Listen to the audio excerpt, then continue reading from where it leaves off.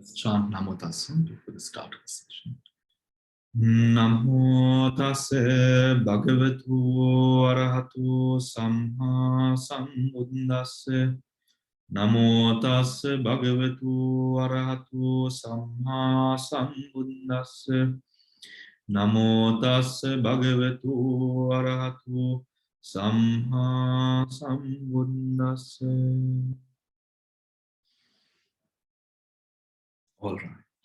So page number 278. I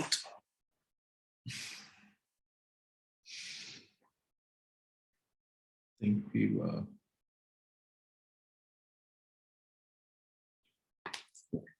Compendium of Requisites of Enlightenment.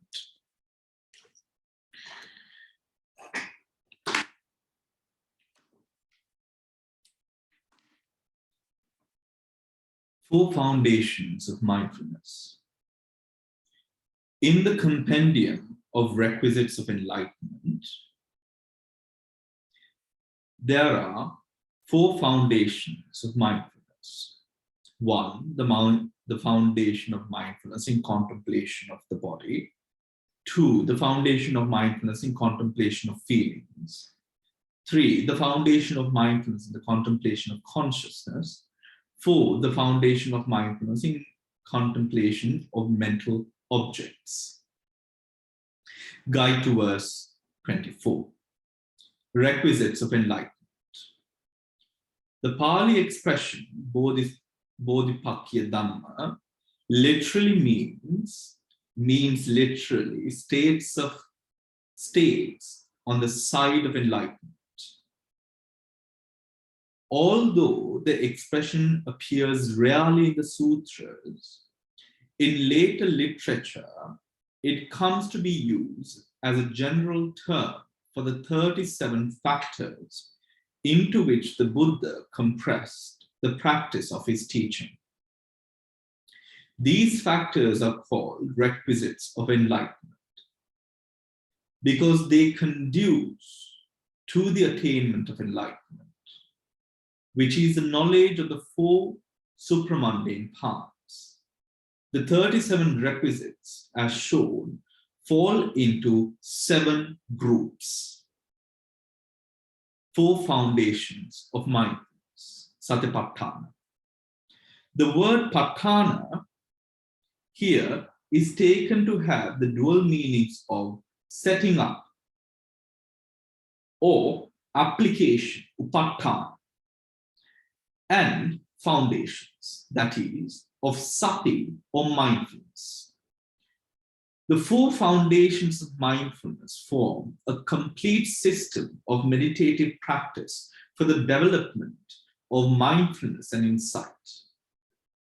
The method is expounded at length in 2 sutras, the Digha Nikaya 22 and Majjhima Nikaya 10, and in a collection of short sutras, the Satipatthana Samyutta. The 4 foundations of mindfulness have a single essence, which consists of mindful contemplation. That is, mindful contemplation of phenomena.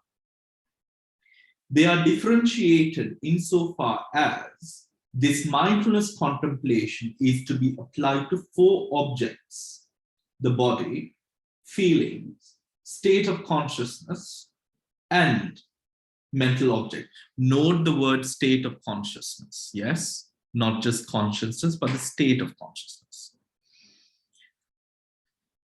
The latter comprises such factors as the 5 hindrances, that is referring to Dhammanupassana.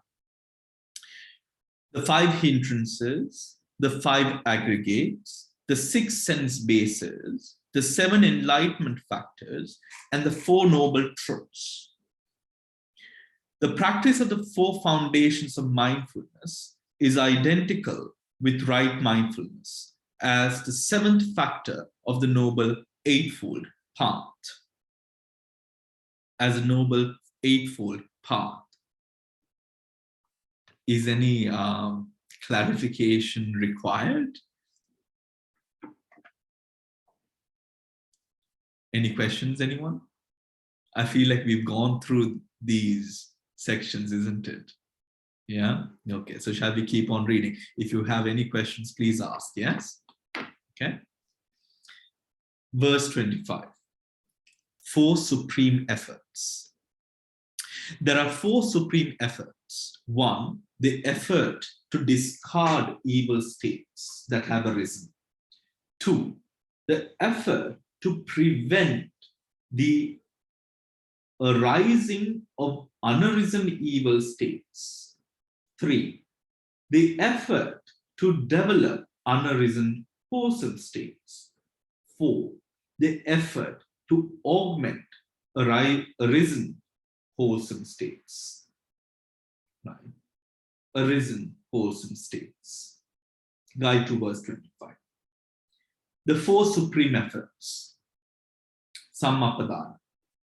Here, one mental factor, energy, performs 4 separate functions. This fourfold effort is identical with right effort, the 6th factor of the noble eightfold heart. Right?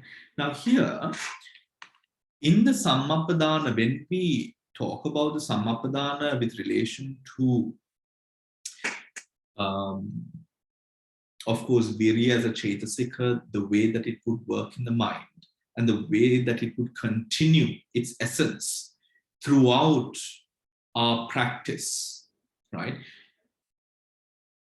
The differentiation which is placed between the 4 clearly outlines 4 separate intentions, right?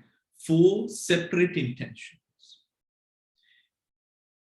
And in that differentiation of 4 separate intentions now fueling effort, virya, we come into a position where through the intentions or the differentiation of those 4 intentions, the virya further gains power as a Chetasika, right? As a Chetasika. Now, when the Chetasika experiences different levels of effort put into as an energy into the consciousness, into the cultivating of these 4 different parts with regards to evil and good, this in the mind works in a different way, not in a singular way. Of course, aiding in one singular function of cultivating that which is good, conducive to enlightenment. However, it is different in the way, or the way that we get to that position is different. Again, we want to attain enlightenment, right? Whatever that we do in terms of virya will go here, will get here, will be conducive to this. However, the strength of the virya would depend on these intentions that are placed upon the good and the bad. Do you understand? Right? Further reinforcing the Chetasika of virya. Right? So, for example, I want to do, or I want to be, let's say, this intention of I want to do that which is good. Right? I want to do that which is good. Now, that is a general good intention. Right? That is different. That is different. That intention is different from the effort to discard evil states that have arisen, the effort to prevent the effort to prevent the arising of unarisen evil states, the effort to develop unarisen wholesome states, the effort to augment arisen wholesome states. Do you understand? right? This is the way that the mind now, in the path of enlightenment, protects itself, right? This clarity of vision is the result of prajna. With that support of the clarity, with the support of the clarity of vision, virya is further reinforced. Do you understand?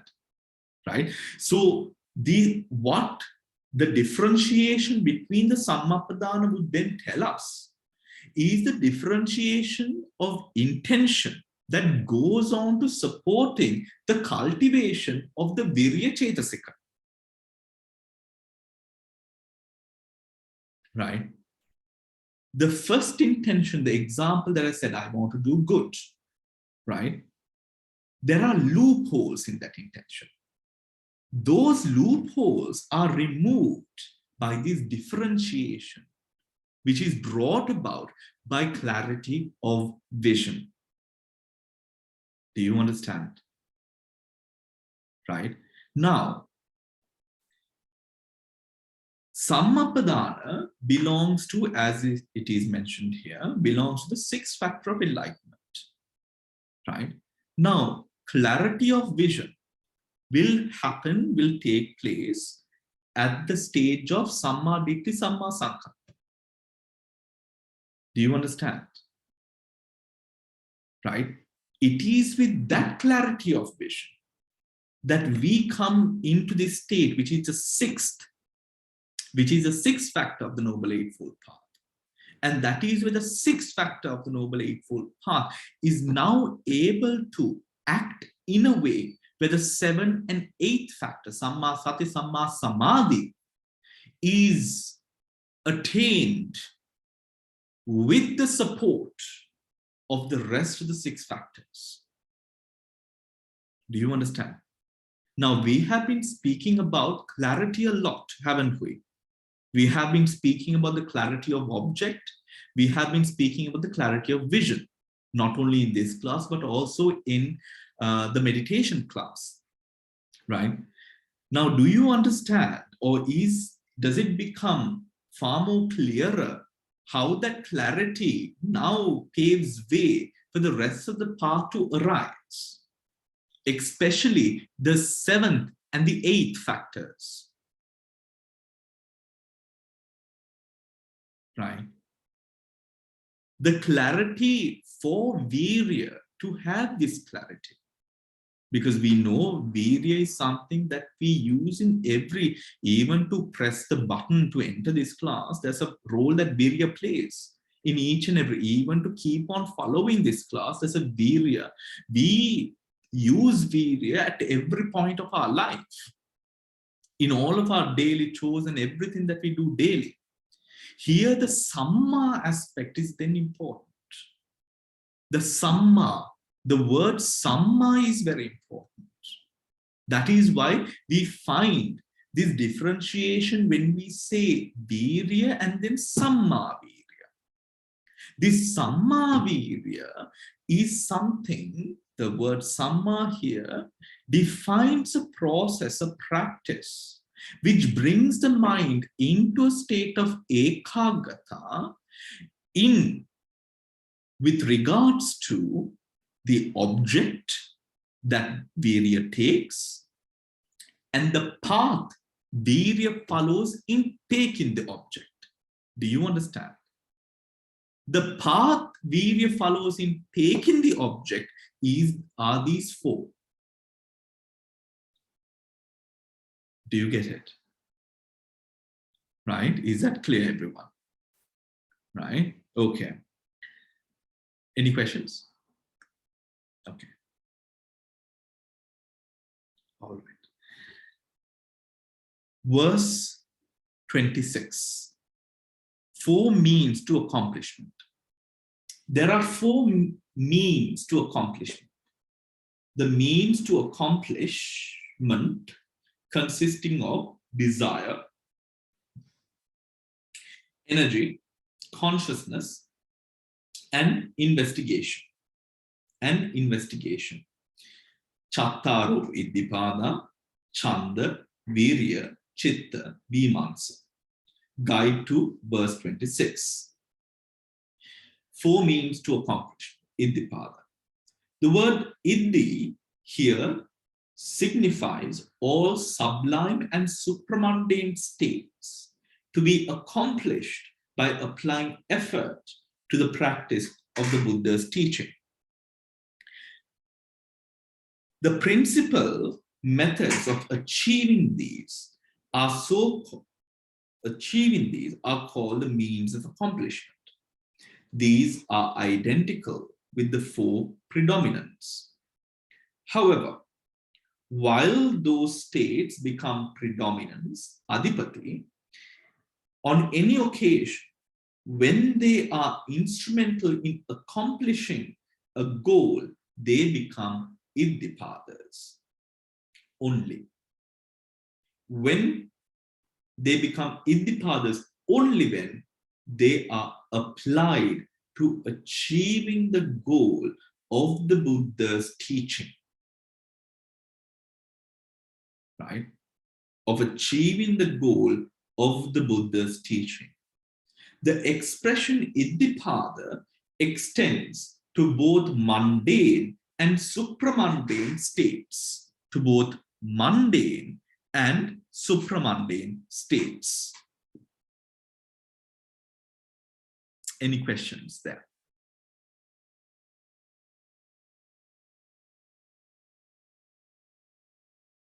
How do we apply it? How do we apply it? Do we remember what predominants are? Adipati, Dhamma, right? Now here we have Chanda, Virya, Chitta, Vimansa, right? Chanda, Chitta, Virya, Vimansa.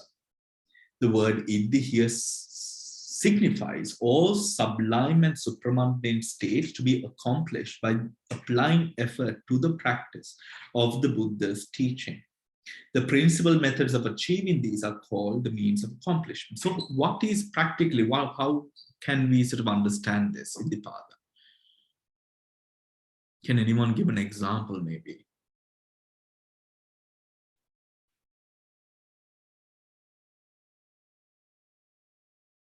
Chamari?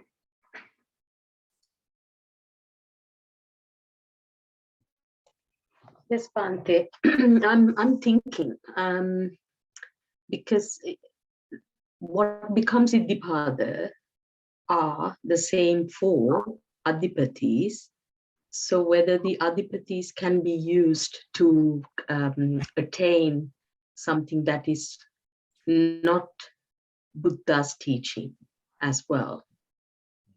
So Virya as an Adipati can be used, I don't know, to break a bank or something like that, which isn't going to take me into realizing the Dhamma, but it can be developed to that level. I'm just thinking aloud. And then when you try to apply it here in achieving the goal of Buddha's teaching, it will not become an Iddipada because that's not the goal. Remember in the Iddipadas, we investigation in Iddipada was wholesome or indeterminate, right? And the rest of the Iddipadas were all ethically, could belong to all 3 ethical qualities, right? Yeah. Now we do not find that in the Iddhis. We find that in the Adipatis. Yeah, that's true. So then, my example. Yes. So my example was how to turn an Adipati into Iddipada. It has to be necessarily the intention has to be necessarily the one and only goal of achieving the goal of Buddha's teaching, basically realizing the Dhamma. Okay. Anyone else? Mala, what do you think, Mala?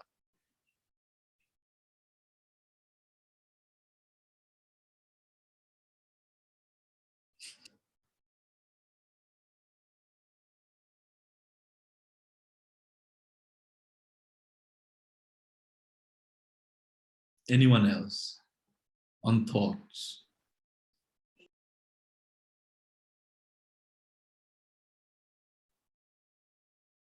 Mala, we can't hear you.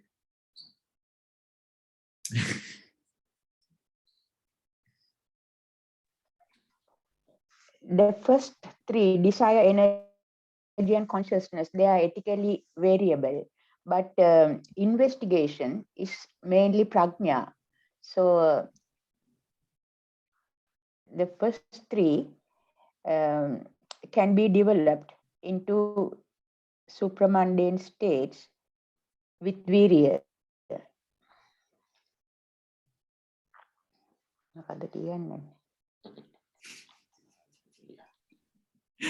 Okay.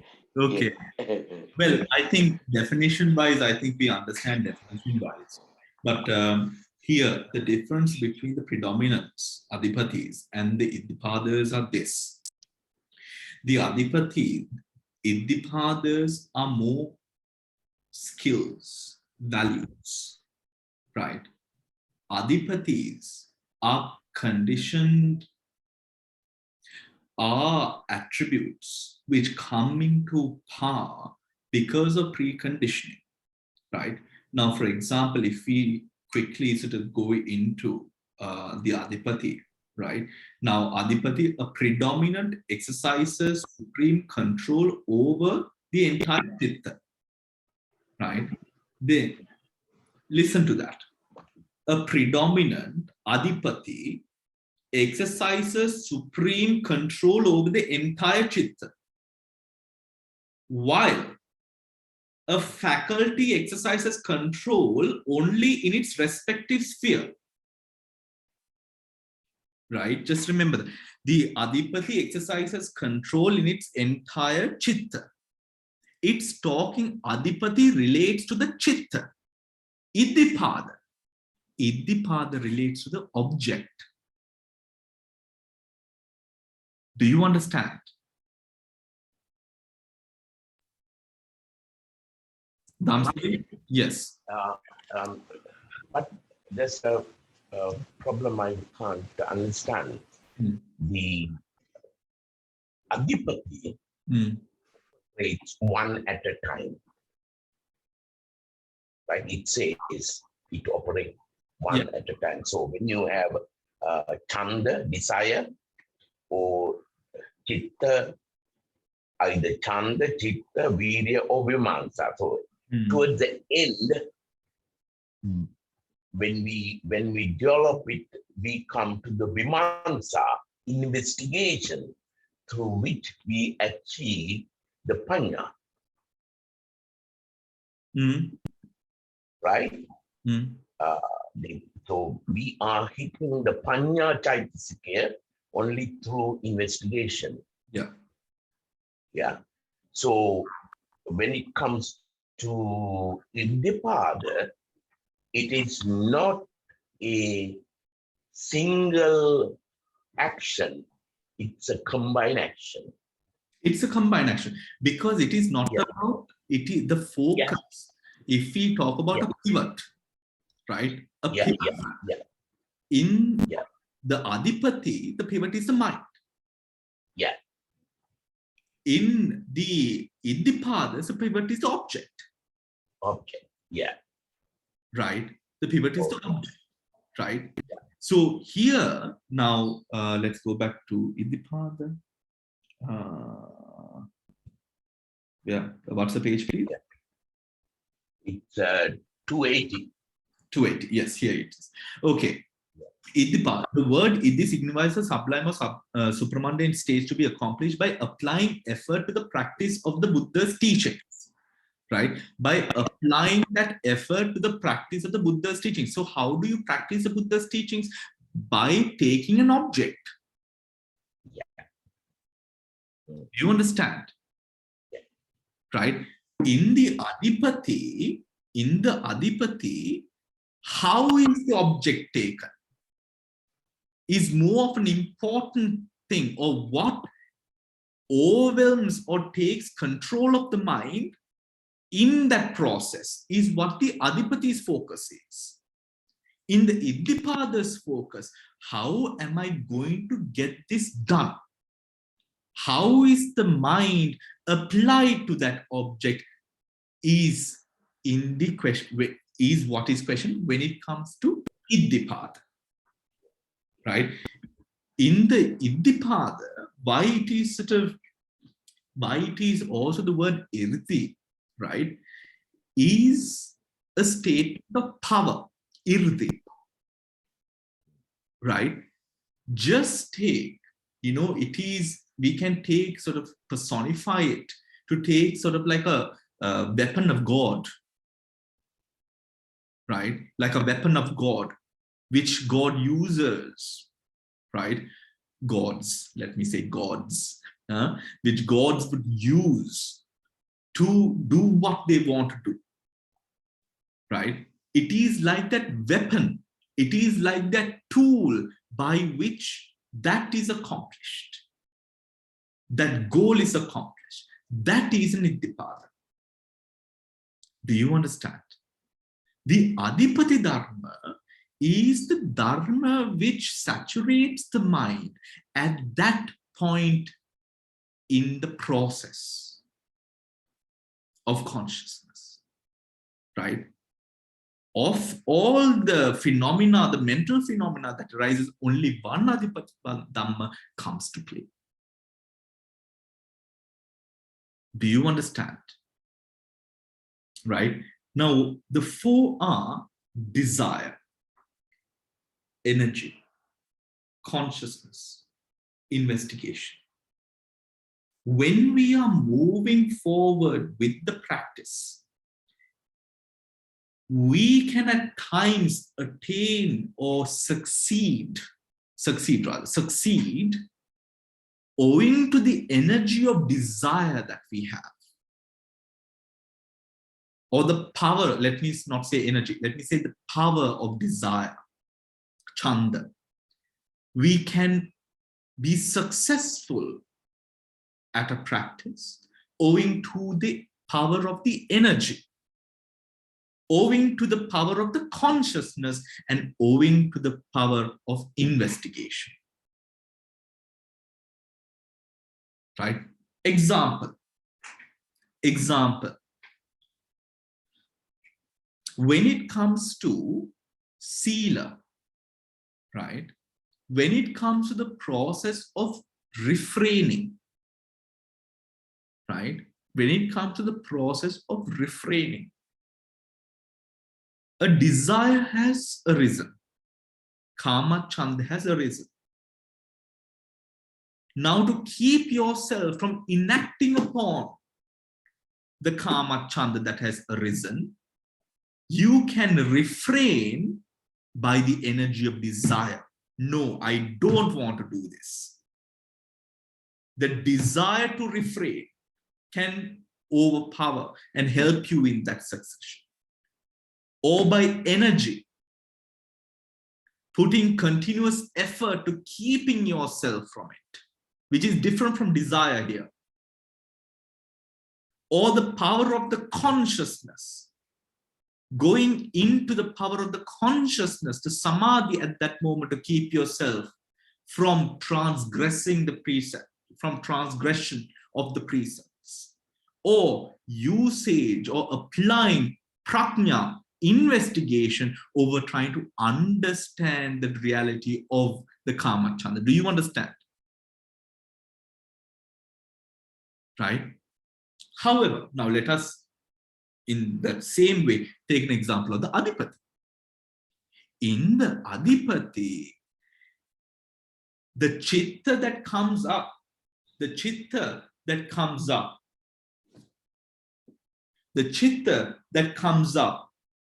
right, as adipati, now it is definitely, it can be other than vimansa, other than the prajna, everything else is indeterminate.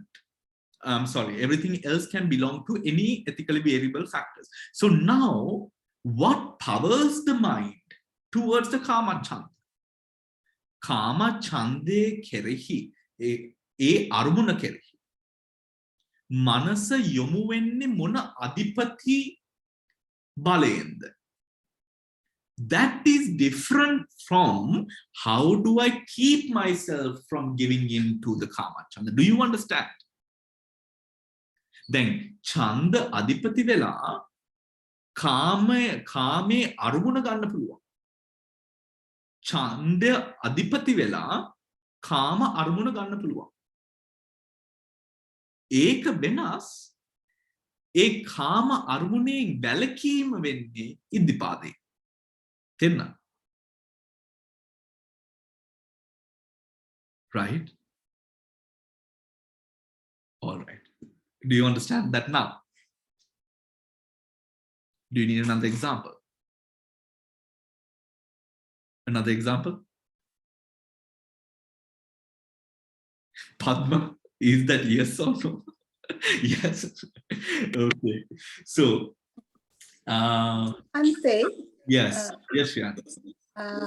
that means while you are in your object, so whatever that passing thoughts that's coming into your mind, and you are looking at it and thinking, you are analyzing and saying which way it is coming from, which whether it is lobha, dosha, moha, derived from which. Repeat that question again, please, Shriyani. Now, when you are in that position that your mind is in one object, so you have this, sometimes you find the thoughts are just passing, rising and passing, rising and passing. And that moment, so if you get something in that moment, what is coming into your mind, you analyze and see what, where did that come from, whether it is based on lobha, dosha, moha, one of those things. And then you make an effort to see that, understand, and allow it to move away. Is that what it means? Okay. You're speaking of Adipati and Iddhipada, right? Right? No, that is not how it happens. The second part is correct. The first part is right. Now what? So if I might reword Shriyani's question, Shriyani, you correct me if I'm wrong. When an object arises, you realize that this is this object, it's lobha, dosa, or moha. And now you apply one of the iddhipadas to investigate lobha, dosa, and moha. Right? Yes. Adipati, that is, the second half is correct. Right? You can use Vimansa Iddhi, right, to analyze what is happening. Right? But as a iridya question, right? Remember that the iridhi is a power. It's a skill. It's like the filtration levels of a filtration device. Right? Now the device, if we take a water filter, a basic water filter and an advanced super high-tech water filter. Right? Now, part of the filtration system in both the container of unpurified water or unfiltered water, and then you have the filtered water at the bottom, right? This whole system is a filtration device, right? Same in both the basic filter and the sophisticated filter, right? The levels of the filtration is part and parcel, or the levels that you have, stone or whatever it is part and parcel of the filtration system. This is not a foreign system. This is the system that you have. So the application of these, it happens. Now, just as Shriyani, now you are Shriyani, you're an artist, right? If someone tells you, Shriyani, oh, I use this paint to paint on ceramic, right? You know, as an artist, as a person who knows the subject so well, you know, no, you can't use that paint to paint on ceramic. Did you have to think about it? Not really, right?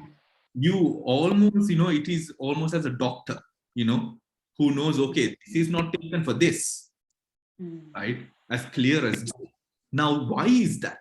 Because being an artist or being a doctor or being an engineer or being a monk, you know your stuff. It is your skill that you have, right? That is the way Indipada works.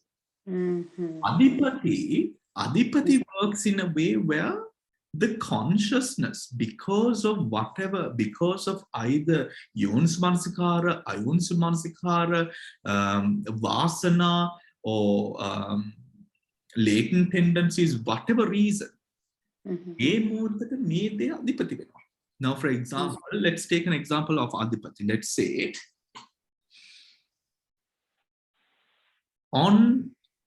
at a certain occasion, right? Something came up which challenged you, right? Something came up which challenged you. Now, let's say one of your grandchildren spilled some milk right before at around 9 o'clock in the morning or 8 o'clock in the morning. One of your grandchildren spilled some milk, right? Now, Sunday morning spilled milk and Monday morning spilled milk is different, isn't it? Why Monday morning this child has to go to school? You have to take the child to school. You don't have time to clean the spilled milk, right? So now you get annoyed, right? Why didn't you drink your milk properly? Do you get it now? Now, Adipati, when it happened Sunday morning, oh wait, let me clean that up. But when it happened Monday morning, oh my gosh, you spilled milk again, right? Something like that. Maybe that doesn't happen. Maybe that kind of parenting is only in my mind. But now see the circumstance. One action, but two different circumstances. One became Adipati. Right? Yeah. Adipati is at that moment owing to the condition, the state of mind which comes, or the state of mind which saturates the entire consciousness stream. Yeah. Yeah. The Indipada is a skill that is put in taking or working with an object. Oh, I see. I understand now. Yeah. Oh, yeah. Yeah. I got it. Yeah. Okay. Yeah. Everyone else get it as well? Uh-huh. Thank you, Shriyani, for the question. Okay, thank you. Thank you. Did everyone else get it as well? Padma?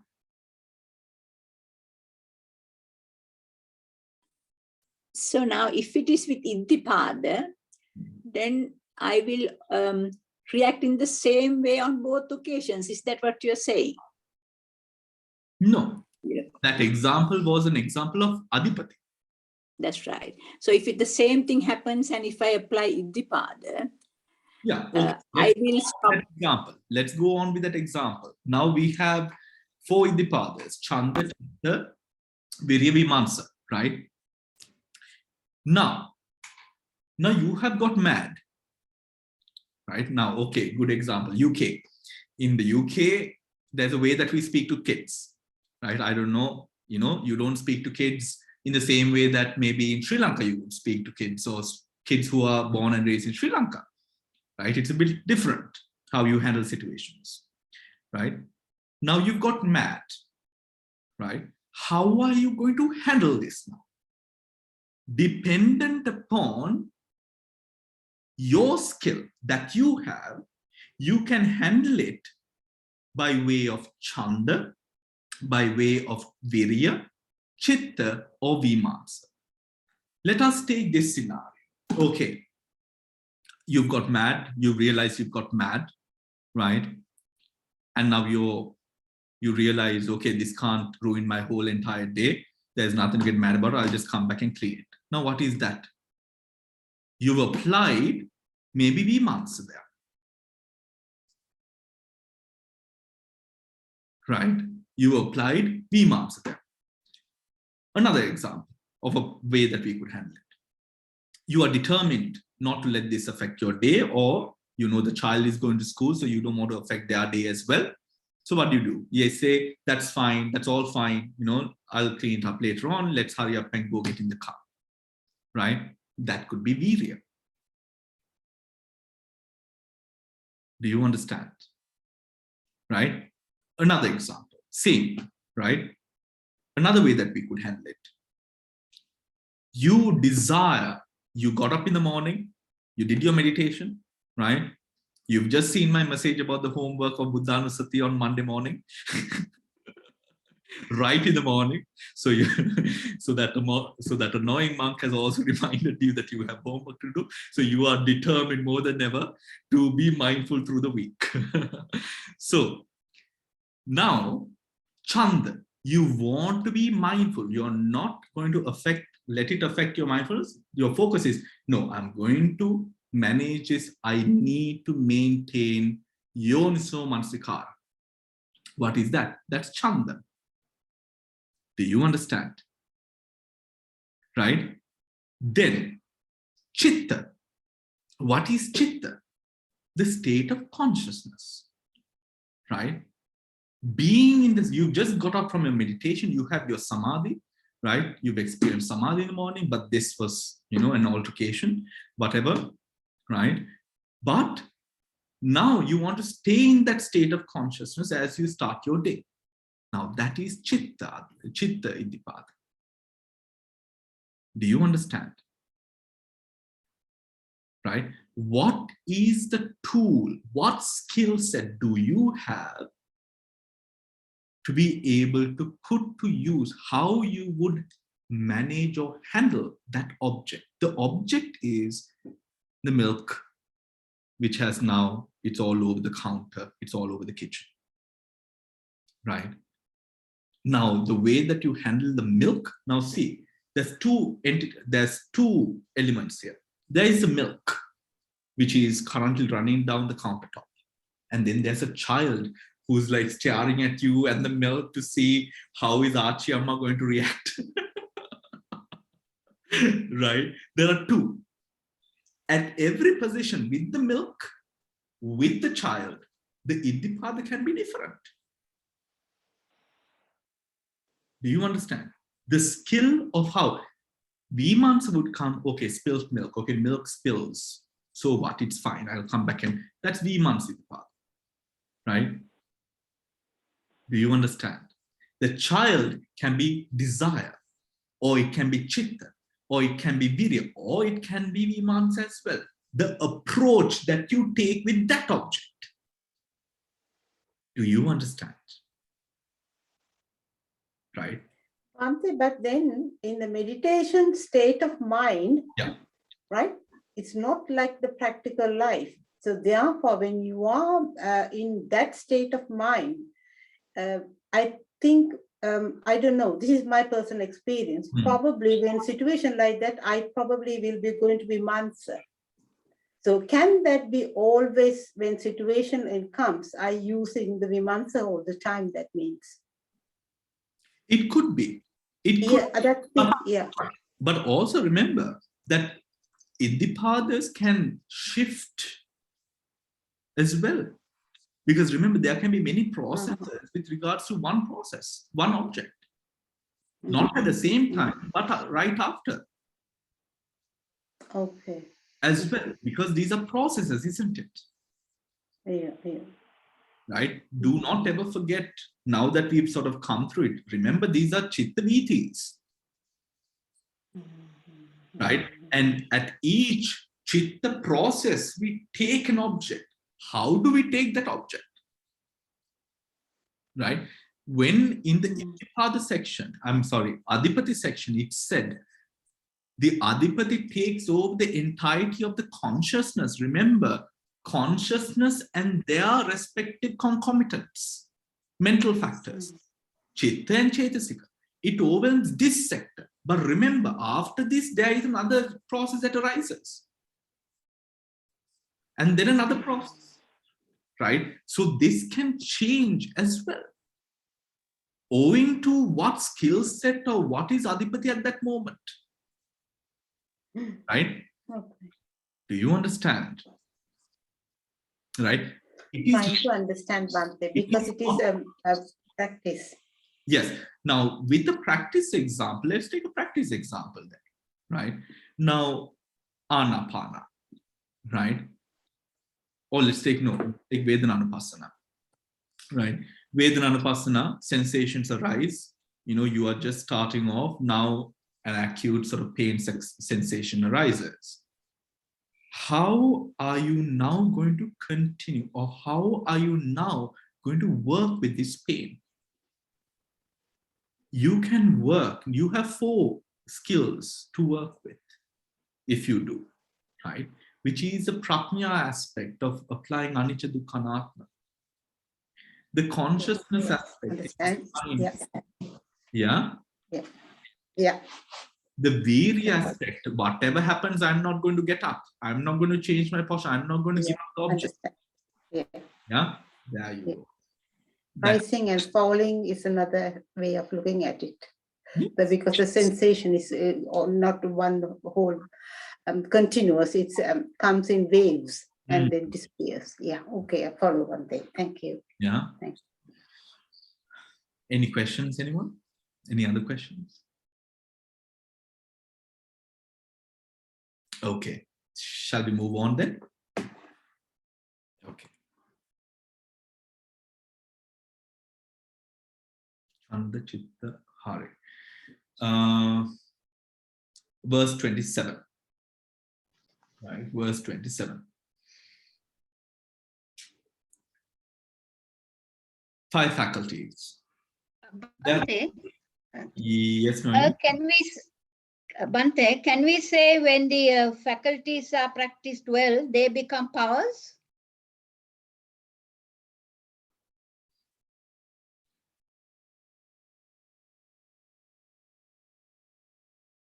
When the faculties are practiced well, they become powers. Okay, let's go through the faculties. Okay. There are 5 faculties. The faculties of faith, energy, mindfulness, concentration, and wisdom. Faith, energy, mindfulness, concentration, and wisdom. Oh, that's okay. Right. Guide to, let's do powers as well. You asked faculties and powers, yeah? Bala, Indriya and Bala. Or did you ask Indriya and Iddhipada? No, Elaine. Faculties and powers. Okay. Okay. Yes, we'll go through. Yes, it does. Yes, it does.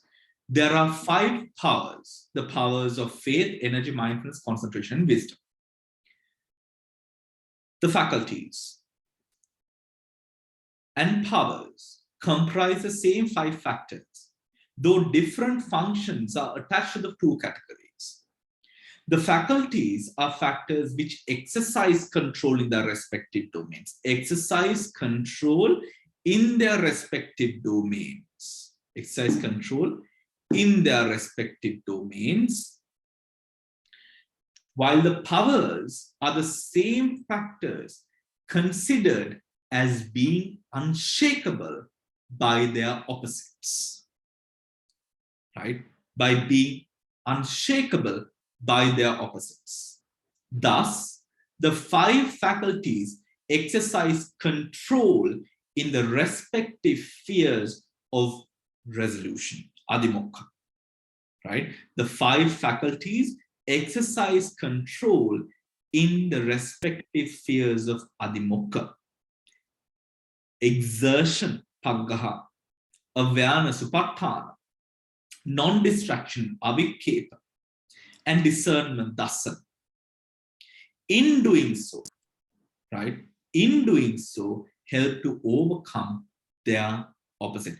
In doing so, help to overcome their opposites. What are their opposites? Indecision, laziness, negligence, agitation, and delusion. The 5 powers are these same states considered as unwavering and is incapable of being overcome by their opposites. In the development of the faculties, faith and wisdom are to be balanced. In the development of the faculties, faith and wisdom are to be balanced. To avoid the extremes of blind credulity and intellectual cleverness.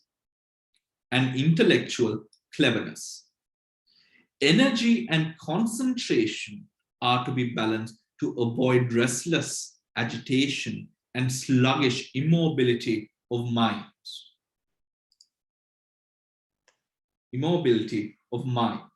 But strong mindfulness is always necessary for mindful oversees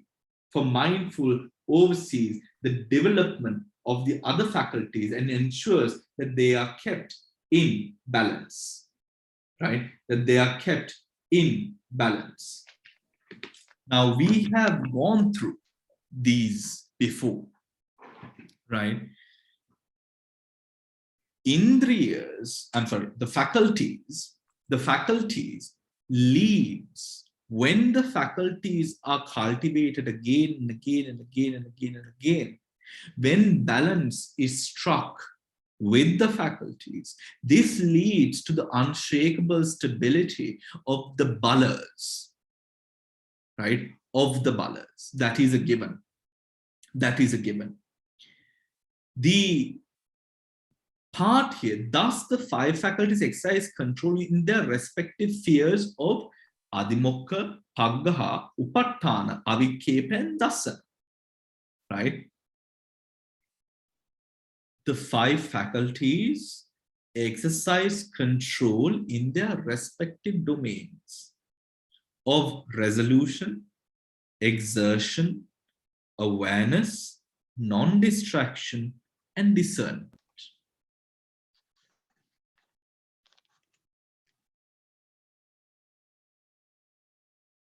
In those spheres of the path, the faculties exercise control. The faculties exercise control. For those indriyas to be present, of course, the practice has to be present. Right? The practice has to be present. The practice has to be nurtured. Meditation, mindfulness has to be nurtured. Wisdom, faith, energy, all of these things have to be nurtured.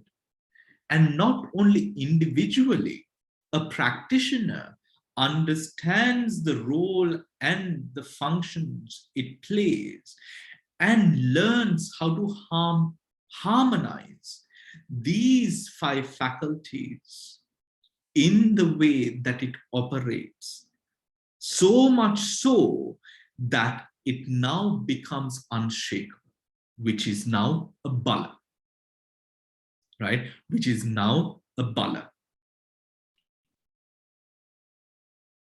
Do you understand? Any questions, anyone? Zamsri, did you want to say something? No, Mala. Bhante, to start with, I was confused because the 5 faculties and 5 powers are the same. And as I said before, you gave a talk and you said the 5 faculties are not that strong, But when they are practiced well, they become unshakable and they become more powerful. That's what you said at your lecture. Yes. I think beginning of the year or something. Absolutely. Absolutely. Why we refer to them as not being so strong is with regards to the firmness that it could exercise. In comparison to the balas, the firmness of the indriyas is weaker, right? Is weaker. While the indriyas have to be re-attributed to the object, the balas exist, and not only exist, it acts as a stronghold against its opposites, right? Against its opposites, right? So when the opposites arose, right? For example, let's take an example right from this paragraph here. What is an opposite? Okay, they are opposites: indecision, laziness, negligence, agitation, and delusion. When it arose first, the faculties had to be applied to get rid of them. When the faculties are developed to a state where it is has now become firm, strong, and becomes the bala, now it is able to, whilst being there, it keeps indecision, laziness, negligence, agitation, and delusion away. Do you understand? It keeps it away. Do you understand the difference there? That is why balas are always going to be far more powerful and stable than indriyas. So Bhante, it sounds like the faculty, when it is used over and over again and you have fluency over that, that's when it becomes a bala. So it's here, yes, fluency is something that is a word that we could use. But here, it also plays a role. Remember, things like faith. Now, if we take the faculties, if we take the components, faith, energy, mindfulness, concentration, and wisdom, it is not only the fluency or the familiarity that we have in these independent parts, but it is also in the harmonizing of these five.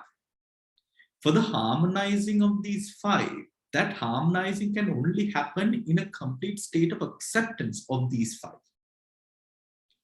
That is why, for example, in Sotapanna stage, we say that the Shraddha of the Sotapanna towards the Buddha, Dhamma, and Sangha is unshakable. Yeah. Right? Because coming into that says, so it is, yes, you're fluent. There is clarity, but it is not only clarity there. There is a strong sense of acceptance that has come about with faith, energy, mindfulness, concentration, wisdom, all now working together in the mind. Right? You have owned the object. Right? You have owned these skills. These skills, you do not need a teacher anymore to teach you how to use the faculties. The faculties are yours. They are now powers. They are now powers. It is as if a junior surgeon is always being overlooked by the senior consultant surgeon when he's performing a serious operation, a surgery. But now, after so many years, the junior has now become the senior himself. No one is there to now observe his surgeries. Why? He's so familiar, he is so clear, he knows what to do, he knows the ins and the outs, he knows the mechanisms and the ways. There's nothing to teach him anymore in that sense. Right? So, Bhante, that means as you sit, you get into samadhi. you find your position, you sit down. As you sit down, because you are so much pancha bala, you are in, you can go into samadhi, right? Oh, absolutely. If the powers are there, yes, absolutely. Yeah, okay, thank you. Because the faculties won't be able to develop into powers if the hindrances are given importance. Yes, Right? understand. That's the important one. Thank you to me. That it came out, I mean. Never mind. When, when it comes to the hindrances in this relation, when it comes to the hindrances in this relation, when the faculties are cultivated and developed, when you are sort of trying to develop the faculties, the mind still finds value and worth in the hindrances, right? That's why these sort of, you're fighting with them. When you have now power, bala, right? How it wards and keeps away the hindrances with regards to its opposites, right? With regards to its opposites, is because there is no value which is given to those opposite factors anymore, because these powers have stabilized the mind to that extent. So the importance, the dependence that we have over the hindrances, over the hindrances, is reduced or removed respectively to those factors, right? To those factors. Do you understand? Yeah. Right. Now, for example, this is actually a very important point in the practice, because now, for example, you need money to live, right? Finance is important. How important? How important is a question that the mind would, give an answer to, dependent upon the hindrances or the clarity of mind that you have through wisdom and all your other attributes, right? Do you need money to be happy? That answer is also wholly dependent upon the hindrances, right? Not to do out a logical reasoning of it. This is by the stance of what drives you, what is important. When the hindrances are present, what we qualify in mind as life, and when the hindrances are not present, what we qualify as life is completely different. These qualifiable sort of reasons, right, are wholly then sort of stances that we would take owing to the importance that we give to kama, chanda, vyapada, tinimide, uddhacca, kukucca, vicikicca. Right, vicikicca. Do you understand? So Bhante, that means that is why when you have a worry, people struggle to meditate.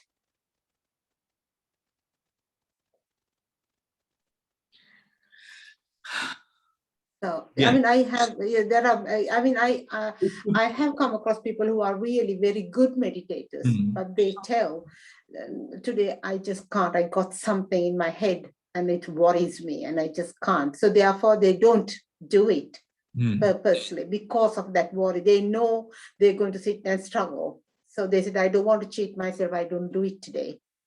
So, well, I think that's a very interesting point, Shriya, right? The worry represents something. Worry is like, let's say, something like a family emblem, right? Let's say like an emblem, which sort of represents a lineage, a dynasty, a legacy of sorts, right? In the same way, worry represents something. Worry represents something that you are now fearful of losing. or a circumstance that you're not looking forward to face. So is it the worry or what it represents that keeps you from meditating? Because we also find instances where people, they started off worrying, let's say about health sometimes. There are occasions that we would see, people know for sure that they are not going to make it. Right?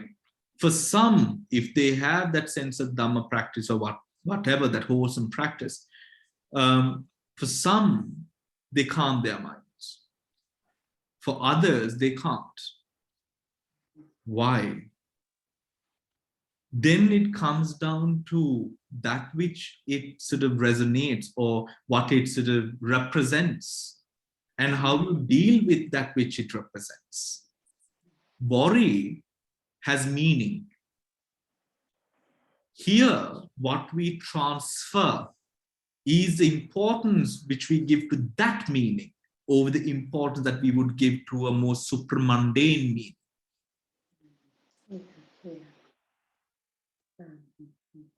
Yeah, understand, Bhante. Yeah.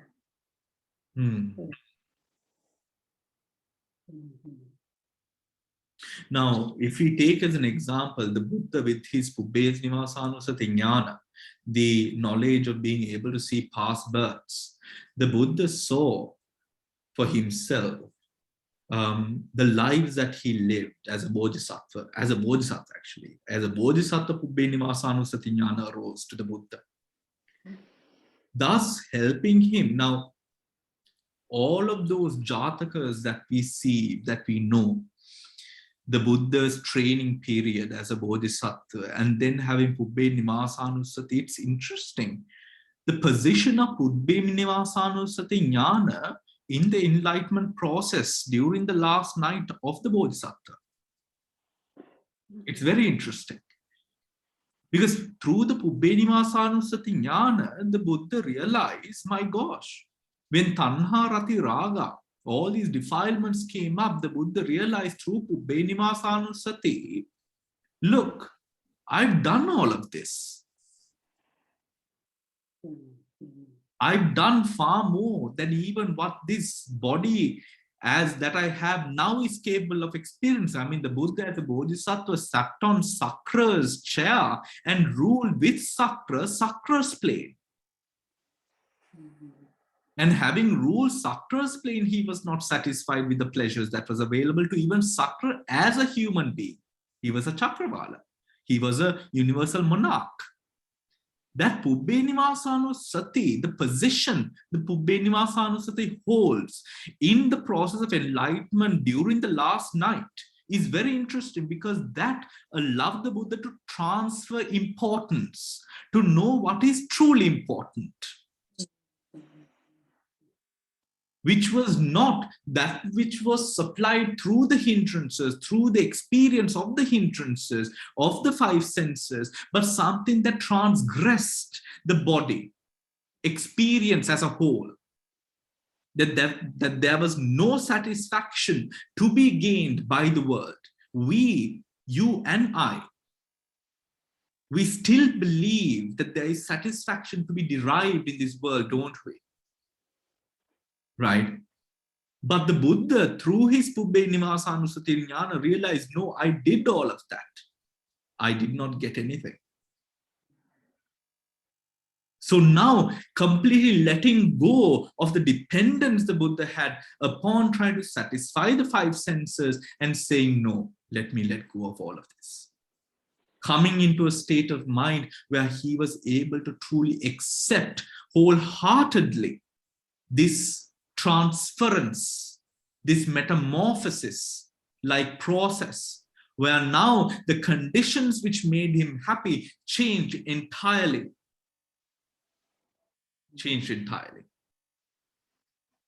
Now, I think that part was a good Dhamma talk. Maybe I should cut it out and put it into a video. All right. So, okay, do we now get it then? Yeah? Yes, somewhat. Yes. Okay, somewhat. Well, okay. Any other questions, anyone?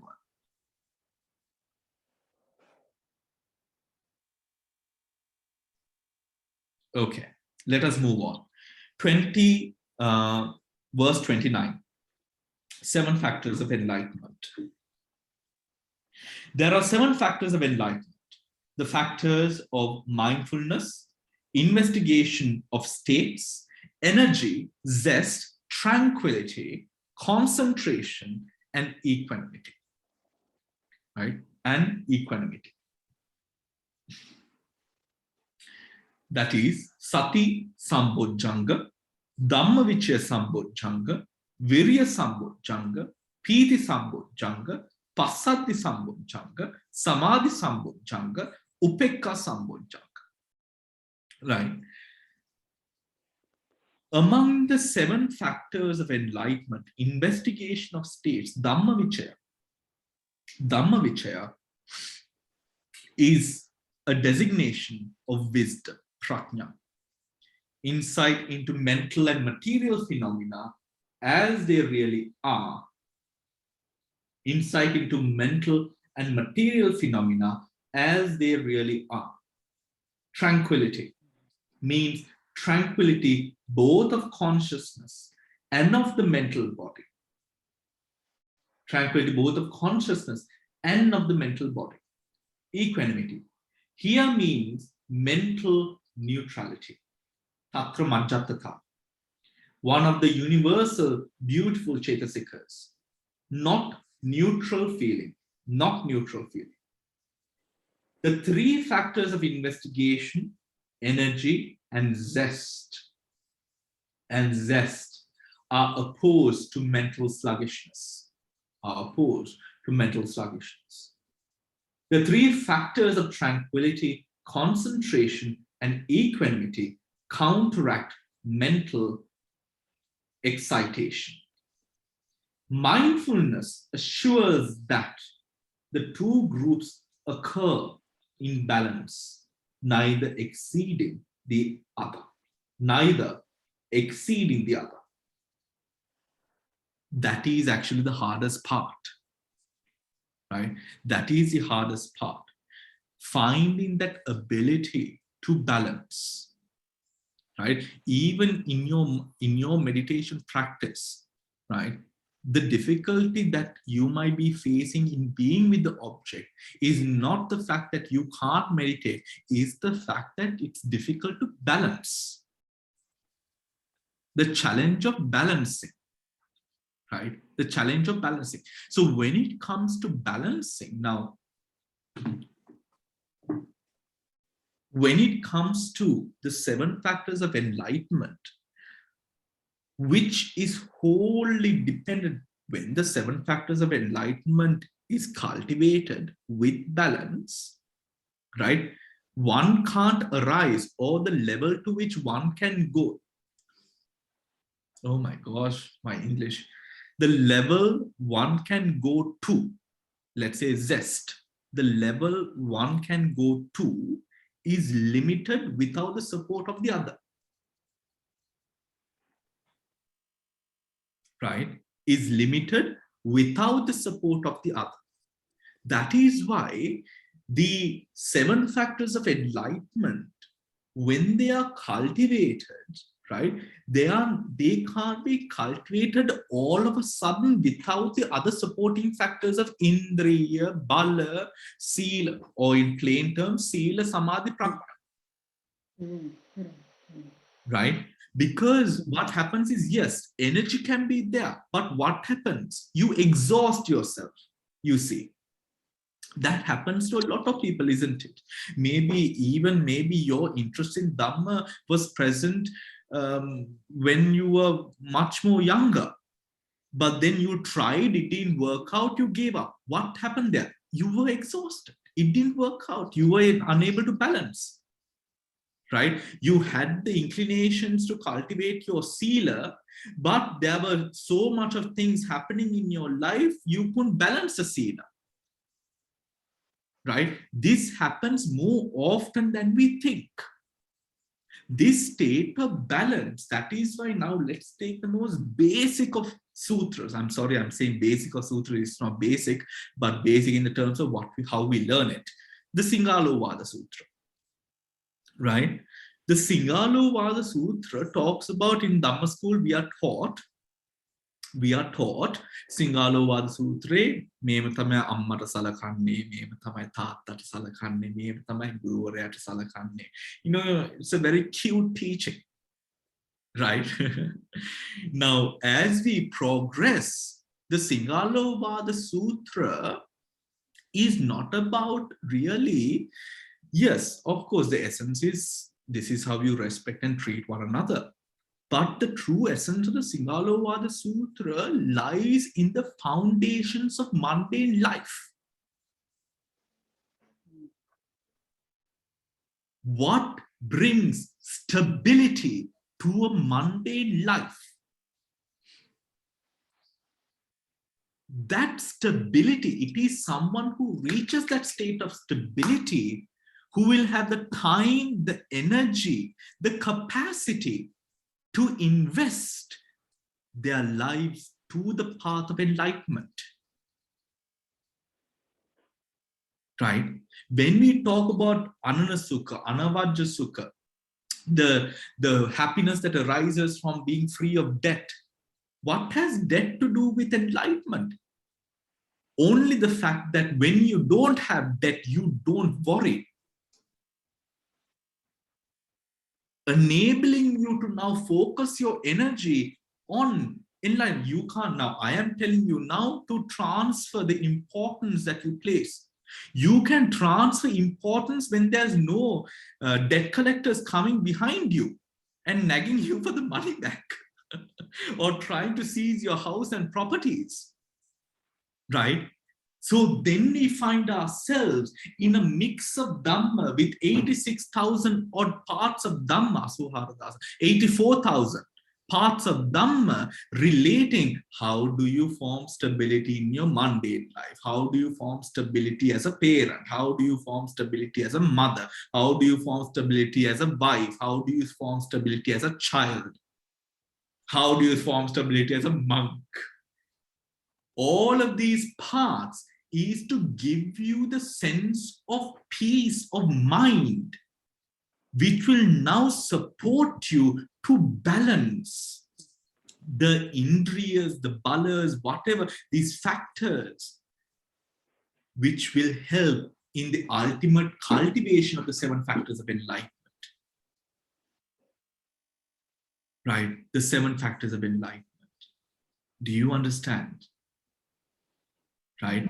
So in being able to meditation, you know, there are people who say, no, listen to Dharma, you know, you will be able to attain Sotapanna. No, you are not able to do that. It is absolutely impossible to attain Sotapanna through listening to Bana at this time. It is impossible, right? Because we are far too defiled. What does that mean? Far too defiled means far too restless, far too caught up in mundane activities, far too gullible at the hands of the hindrances when they do arise. That is what it means, right? Hence, we slowly, through our meditation practice, we start balancing. Why is Anapanasati regarded in Buddhism as the most powerful technique and the best technique to go into meditation by? Because it gives you the strength that you need even at the last point of the 7 enlightenment factors. What? Balance. It gives you balance.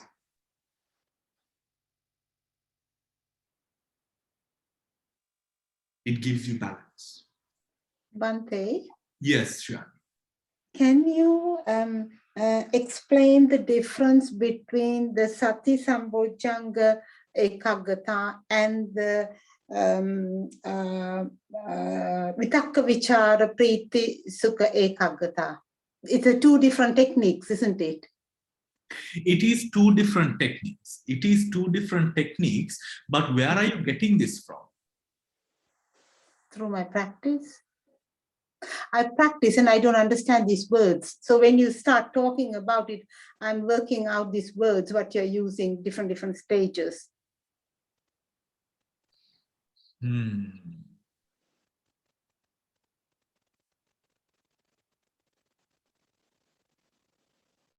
Okay, hold on.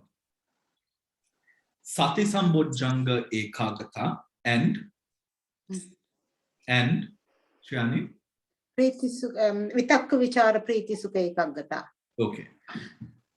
So when it comes to Sati Sambodjanga Ekagata, right, or the one-pointedness of mind which comes through Sati Sambodjanga, right? Yeah. Here, the Sati Sambodjanga relates to a position of mind where Sati, the Chaitasika of Sati, is present as not just as a Chaitasika, but as a Chaitasika which has been seasoned in the Dhamma. Sati and Sati Sambodjanga are two very different things. Sati can go into doing anything. Sati Sambodjanga will only go into enlightenment, right? Sati Sambodjanga Ekagata, it does not arise or it will not have a lot of power if it is not supported by, of course, prajna, right? By prajna. Because Sati, for Sati to become now Sati Sambodjanga, it can only do so through the experiential prajna that arises towards the object or in spirit, not in spirit, by observation of the object, right? That ekagata is then wholly on the fact of Sati, being with the object. Vitakka Vichara Priti Sukha Ekagata, that side of ekagata or that sector of that ekagata which comes about by Vitakka Vichara Priti Sukha, right? Yeah. That part of ekagata arises as a result of the cultivation, most often as a result of samatha-born practitioners. I'm sorry, samatha-jnanika practitioners. Right? Samatha-jnanika practitioners, because samatha-jnanika practitioners put in the effort to cultivate those singular areas separately, which then goes into now becoming enriched by prajna over the object of vipassana. So that means when you change into vipassana after doing this vitakka vichara ekaggata at that moment, and when you start moving on to vipassana, is that the time that you start looking through meditation wise, right? What I would tell you is don't go into this area. You are not ready. Right? We are not close to Sati Sambodjangas or any Bodjangas yet. Right? This is a position. These areas come into being even far after Indriya Bhava. Right? The strength that we desire, and I'm very serious on this, Shriani. Why? Because the way, if we are to even comprehend, a lot of people who think they're enlightened, a lot of people who delude themselves with states of enlightenment that they think are real, that is because they go into comprehending these difficult things, different aspects of the enlightenment spectrum, being mundane and being with low samadhi levels. right? At this point of time, we are actually, I mean, it's very difficult to balance bojjhangas without that position of sila samadhi being instated in the mind with strong conviction, right? With strong conviction. So the path that we have leading up to these sambojjhangas, it's a bit, there's a bit more to do, not a bit, right? If a person, because we won't be essentially seeing the sambojjhangas or going into that area, right, without going through many different other experiences, right? Because without those experiences, this makes, it means nothing. Where you see the true power of the sambojjhangas is when you start balancing. Right? Is when you start balancing. Without that balance, you won't see the sambojjhangas, because the sambojjhangas are not able to arise without that balance coming into the process of mutual support. Anyamanya-pacha. Right? Mutually supporting each other to now rise. Do you understand? Mutually supporting each other to now rise. Right? Now, for example, now with the Buddhanusati, and I told you to get these sort of counters and all of that. Now, this is to have to develop further clarity, and not only clarity. When it comes to, let's say, balancing two things. Now, you often balance two things, right? In your meditation, at any given point in your meditation, you often would balance two, right? You would balance the mind and you would balance the object. Let's take Anapana. The breath is there, the mind is there. The mind has to be on the object. We are talking about balancing 7.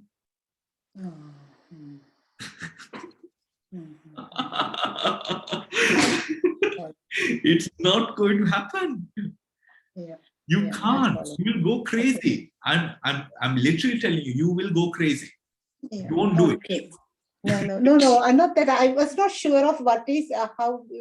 I was not sure. That is why I asked you. Not that I was trying to that. Oh, good.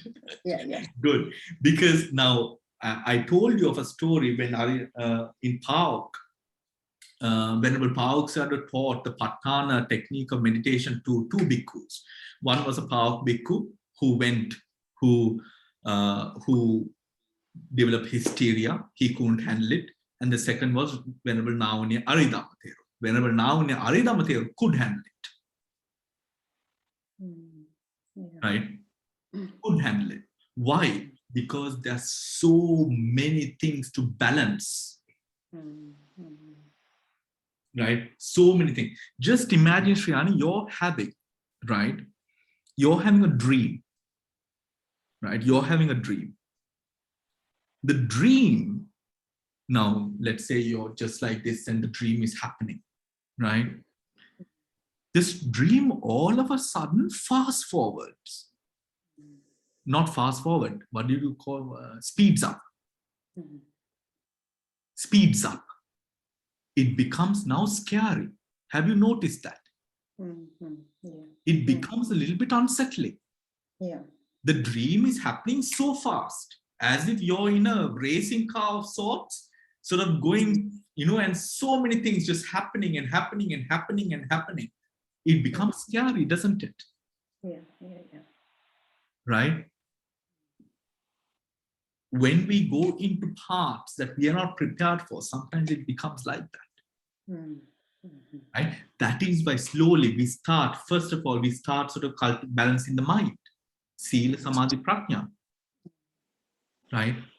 And then we now balance 2. And then we balance 3 with the Virya. And then we bring in the mindfulness. And then we bring the Prajna.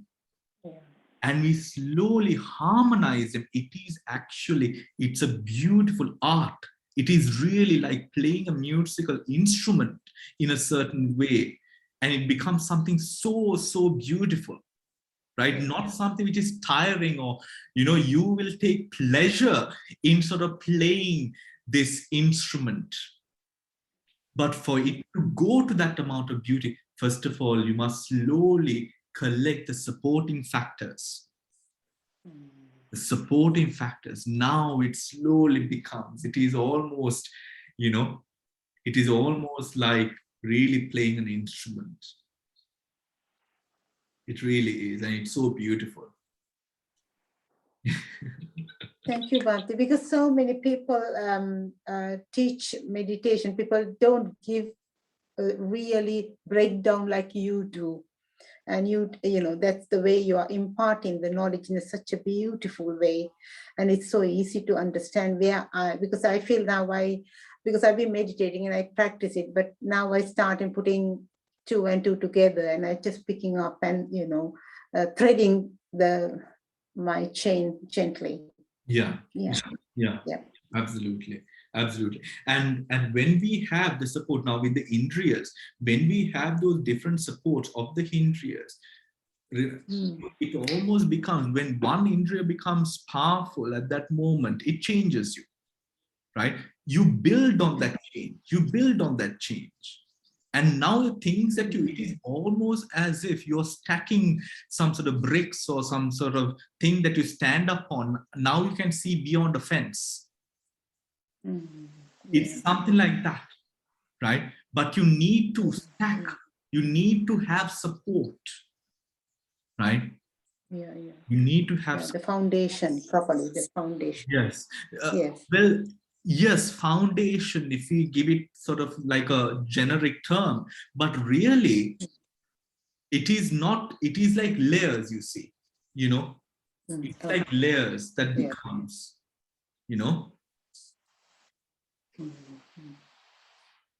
Thank you, Bhante. Okay. All right. So, any other questions? Anyone? If anyone has any? Bhante, Yes, Dansani. We had a problem with the internet during your talk, actually. We lost some of the voice. Can you please put this on the internet, This one? the YouTube? This one? Yeah, this one, yes. Yeah. I'll put it tonight. Yeah. Thank you. And the other gadget Mala is asking about, that's the rosary. The rosary, yeah. So we will order that. Yes, please order it, everyone.